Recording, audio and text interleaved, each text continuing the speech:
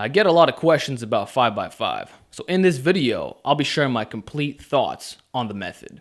So first of all, 5 sets of 5 is a time-tested strategy that was primarily popularized by the old school bodybuilders, Reg Park being a prime example of this. What made it so effective is that it bridged a gap between strength training and hypertrophy training. It was that perfect balance where you are acquiring 25 total repetitions, which is adequate for building size, but then the percentage is higher. So everybody loves fives, everybody loves volume. You combine that together, you got 5x5 and it works damn well. So 5 sets of 5 is nothing new. It's been used by old school bodybuilders for a very long time for building strength and size. Now that said, with the rise of the internet, there were a lot of different systems that came out that were influenced by these old school guys. I think Strongless 5x5 was the most popular way of training.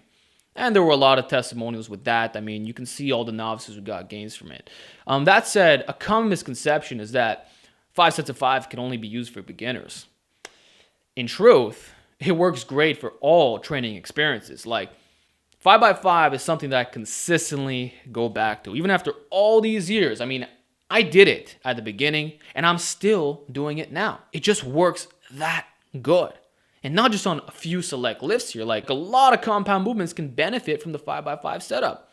Bench press, overhead press, squats, block pulls, weighted chin-ups. The opportunities are endless because effective training is effective training.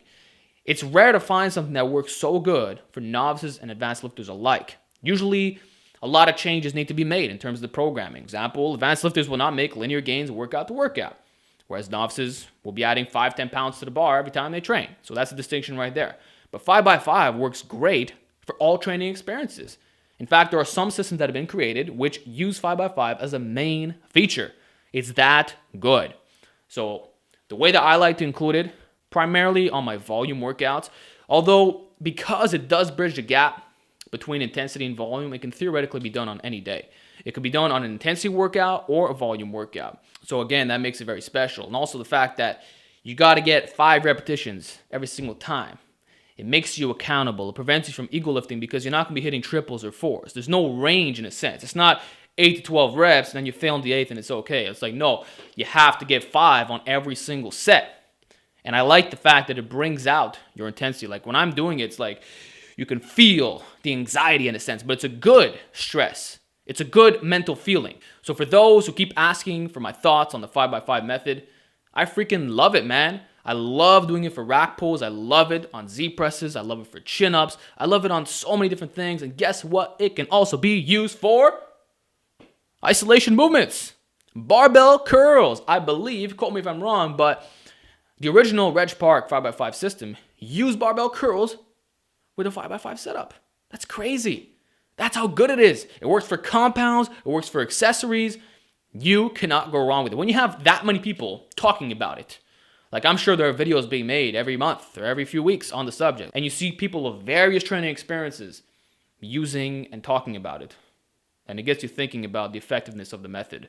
So I love 5x5. It's something I consistently go back to. I'm doing it right now on my volume days. I don't do it every week, although with concurrent periodization, I certainly could.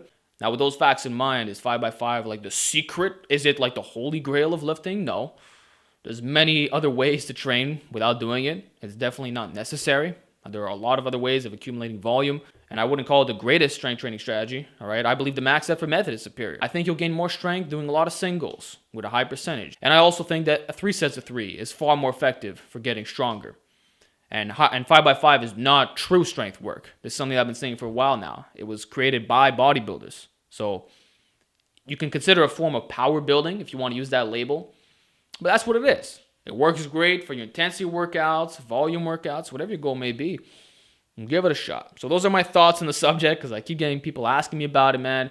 Hopefully you can try it out and reap the rewards. So I hope you enjoyed this segment, man. Give me feedback down below, and I'll talk to you all next time.